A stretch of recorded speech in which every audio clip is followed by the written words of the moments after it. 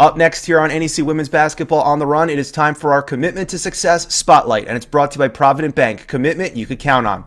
Joining us today from the reigning and defending NEC champion, the regular season champion for the fourth time in the last 5 years, the record holders for the most consecutive league wins in history, and the number one seed in the upcoming NEC tournament, the FDU Knights. It's their sophomore guard, Kailee McDonald. Kailee, welcome to the Spotlight. Thank you for having me. That's a lot of accomplishment. It seems like every time you guys take the court, there's something new that you're accomplishing. What has been the most special thing for you of this whole run the last 2 years that you've been a part of it? Honestly, I think it's the relationships made with my teammates and with the coaches. You go through all like the wins and the losses together, and it's like you don't coming into college, you don't really know what's going to happen, how the team's going to be, but it's just been really special being on this team and experiencing this with all the people around me. Now, it's no surprise. Key to success: defense. Defense is number one. How much pride does the team have in being up there at the national rankings and all the growth that the team has had on the court from November to now? I think obviously Coach Gately instilled in us that defense is going to win our games. So from the very beginning, she has her standards, and we just all bought into the same thing. And we bring it every game, and we know that if the shots aren't going to fall, our defense is what we're going to have to fall back on. And that's basically just what we do. Which is pretty good to fall back on that defense the way you guys play. Yeah. Last year I talked with Coach Gately, and she described you kind of as the Energizer Bunny, someone coming off the bench, giving that immediate shot of energy, pesky defense, hitting a three here and there, making the hustle plays. This year, though, your role has kind of changed in year two. How would you kind of describe the role and how that's grown and how that's changed, and how did you kind of prepare for that coming into the year? Yeah, last year, I knew my role was just going to be like that burst of energy coming off the bench. This year, over the summer, I definitely had to work on like driving to the basket more. Obviously, I love playing defense, so that didn't change from last year, but I knew I would have to be playing a lot more. So it's just like stepping into more of a leader role, being on the court more, talking more, just being there for my teammates. Obviously, the shooting, I have more time on the court, so that just fell into place there. But yeah. Well, the extra time on the court has led to 88 made threes and counting. Season's not over yet. Long way to go. Already, though, the single season FDU record, and in the NEC history, there have only been 9 individual seasons of players that got to 100 threes or more, and you're right around that corner. Only 6 players that have done that. So how special would it be to just, keep this going, get to 100 and even further than that with the three-point shooting? Yeah, that would be really special. Honestly, I didn't know that I was going to hit that record, so knowing that now, it's definitely going to be a great accomplishment. Now, I asked this to one of your former teammates, Abby C, a couple of years ago, because she was an expert three-point shooter in her own right. What is the key to being a consistent three-point shooter in your mind?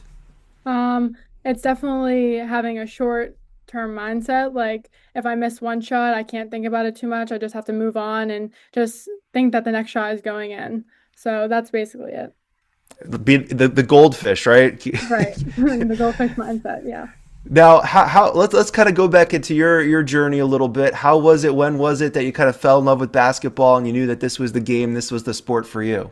Yeah, so I grew up doing gymnastics. I did that for like 10 years, and I realized I didn't have much time for anything else, and I grew up playing basketball in the driveway with like all the boys in my neighborhood and stuff. And then one day I signed up for my school summer league, and ever since then, in 6th grade, I just played basketball, and I fell in love with it from there. I played every single day after school.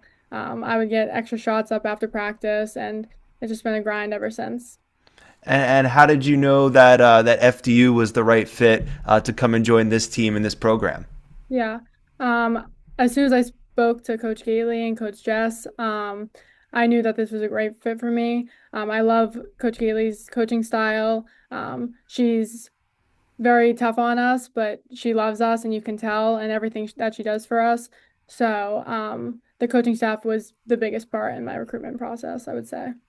Now, you were fortunate that you had a similar run with the team last year, going to March and going to the NCAA tournament. So is there anything that you now, as one of those vocal leaders that you were talking about, that can relate to or draw upon your experience from last year to maybe help some of those younger players this year?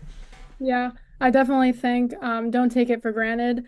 Last year, obviously, time went by so fast. Like we were just like, oh, championship straight to March Madness, and it's almost like you're like in the moment, but it's just like so surreal. So I think just like this year, if we make it there, be in the moment and don't take anything for granted because this is like a once in a lifetime opportunity. It was funny. I've always said that in March, 2 weeks feels like 2 days. Like one minute you're getting ready for the game, and then the game was a week ago. Did you kind of feel that last year going through that? Yeah, definitely. Flying out like 2 days after the championship, it felt like it was over before he even started. So, So that's pretty good advice. I 100% agree with that.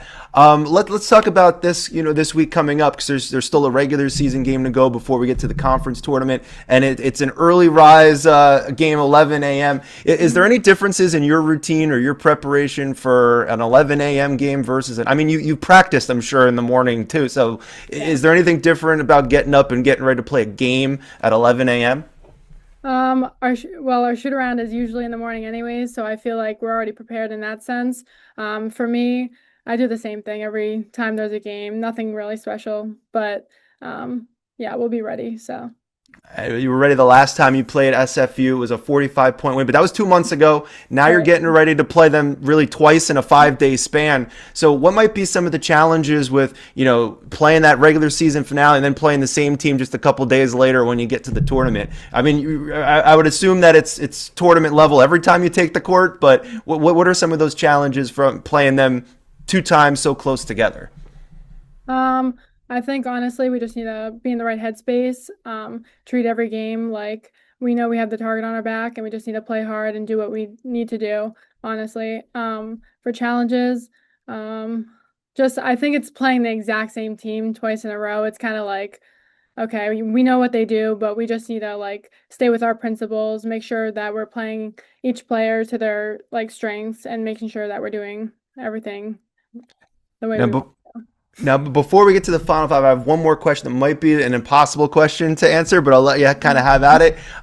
If somehow we suspended the rules of time and you guys, your present team, went back in time and you played last year's team, how do you think that? I'm not going to ask you who's going to win, but how do you think that matchup would go? Because obviously you're in a different role this year than last year, so there's different players, different teams. So how do you think the two teams would match up?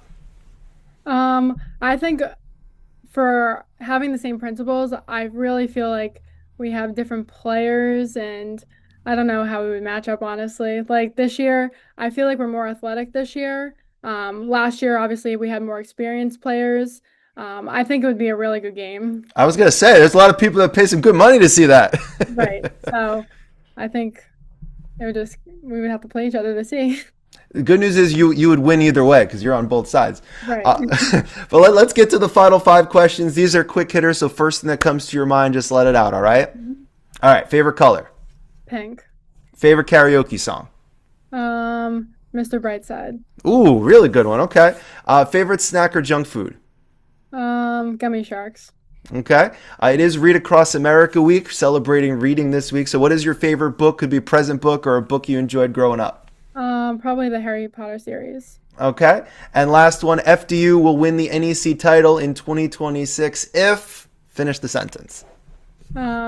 If we play with our standards and we play defense. All right, sounds good. Kailee, thank you so much for stopping by and joining us today, and best of luck to you and the Knights the rest of the season. Thank you so much. You can catch Kailee and the Knights on Thursday morning, 11 a.m. on NEC Front Row. They try to close out a second straight perfect conference regular season against the St. Francis Red Flash. And then they'll be back on Monday, March 9th for the 7 p.m. quarterfinal round of the 2026 NEC Women's Basketball Tournament, once again hosting SFU. You can check out the full episode of the NEC Women's Basketball on the Run podcast. It's available now wherever you get your podcasts. And this has been the Commitment to Success Spotlight, brought to you by Provident Bank. Commitment you could count on.